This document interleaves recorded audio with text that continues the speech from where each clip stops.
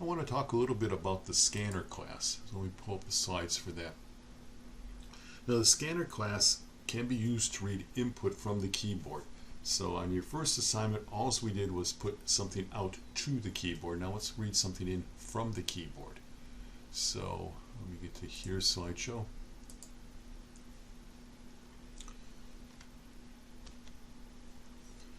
And so previously you looked at the system out object and how it refers to the standard output device. So the Java API also has another object called scanner in, which refers to the standard input device. The standard input device is normally the keyboard. The system.in object can be used to read keystrokes from the keyboard. However, they're only read as byte values, which aren't very useful because programs normally require values other than data types as input, as byte values as input.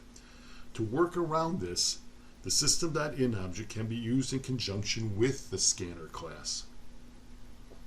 The scanner class is designed to read input from a source such as system.in. It provides methods that can be used to retrieve the input formatted as primitive values or strings. So to use it, we first have to create a scanner object and connect it to the system.in object. So to create a scanner object, here's the code right here. Scanner keyboard. So keyboard is the name of something. It could be anything. It could be keyboard. It could be my keyboard. It could be just the keys, whatever I want to call it. This is, again, an object name. What type is it? It's of scanner type. And it's going to equal new scanner. And then we'll say system.in. This could all be on one line, semicolon. This is how we create an object called keyboard of the scanner type to read in data from the keyboard, or read in numbers from the keyboard.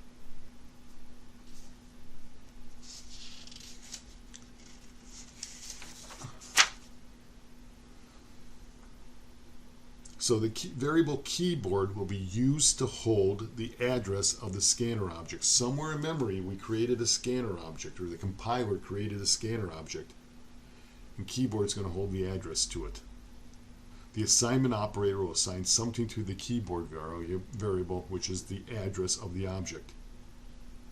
The purpose of the new keyboard is to create an object in memory, a scanner object, and connect it to the system.in object. So let's see this at work. Let me get out of here, close this, and let me bring up NetBeans.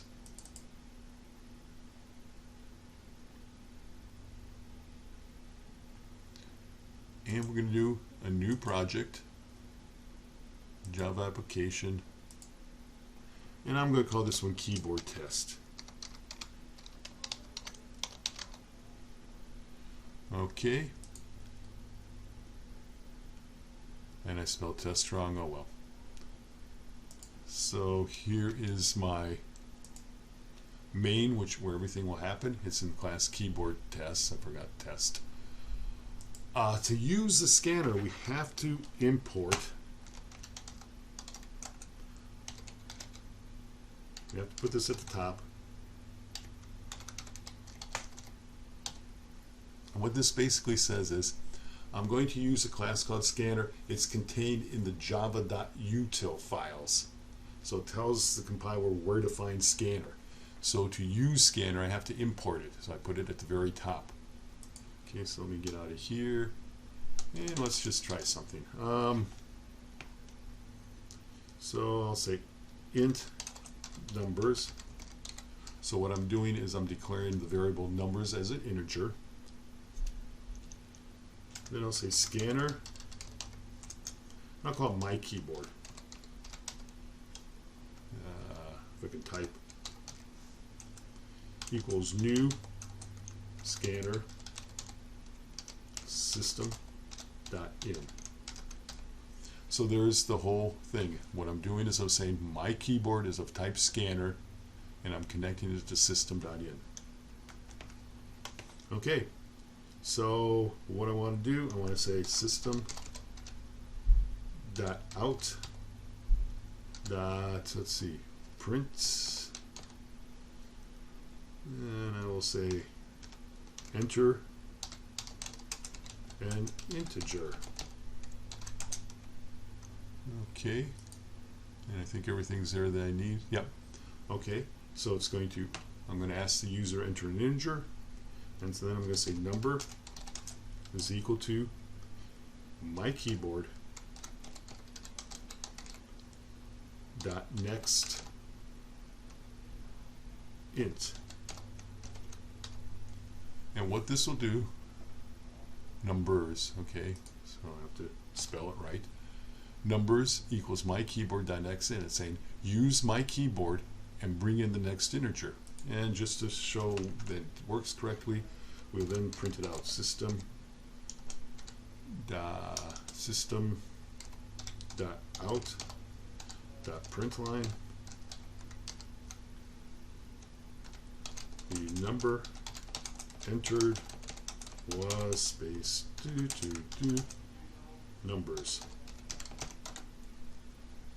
Okay, so what this will do is I'll read it in with the keyboard, enter an integer, I'll read it in, put it into numbers, and then I'm just going to print it out. So let's run it. Enter an integer, I'll say 4.